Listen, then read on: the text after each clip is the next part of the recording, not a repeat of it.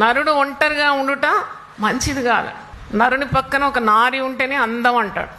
Otherwise man is incomplete. ఒంటరిగా ఉన్న పురుషుని చూస్తే జాలి అనిపిస్తుంది, ఒంటరిగా ఉన్న మహిళను చూస్తే కూడా జాలి అనిపిస్తుంది. భార్య భర్తలు ఇద్దరు కలిసికట్టుగా ఒక కార్యం చేస్తే తప్పకుండా బీసీ పరిపూర్ణత దాంట్లో చూస్తాం మనం. ఒక్కరు 1000 మందిని తరిమితే ఇద్దరు కలిసి 10,000 మందిని తరమగలరండి.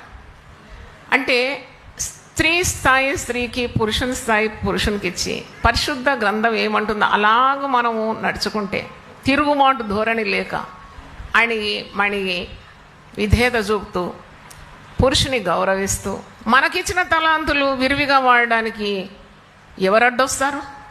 నీ దేవుడు నీ పక్షమందు ఉంటే నీకు విరోధి ఎవరు? నా సేవా జీవితంలో నేను కూడా చూస్తున్నాను.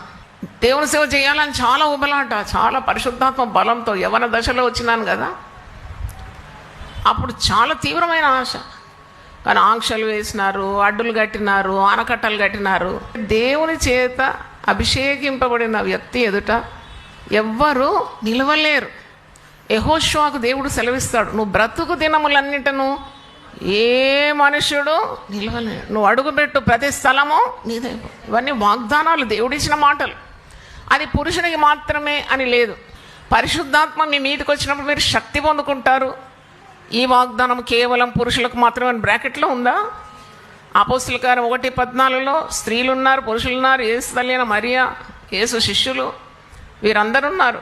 వారందరి మీద ఏకంగా పరిశుద్ధాత్మ కుమ్మరింపబడింది. దేవుని స్తోత్రం. అందుకే మనము స్త్రీలు ఇది చేస్తారు అది చేయలేరని కాదు, స్త్రీ అయినా పురుషుడైనా దైవ శక్తిని పొందుకోవాలి. హల్లెలూయా.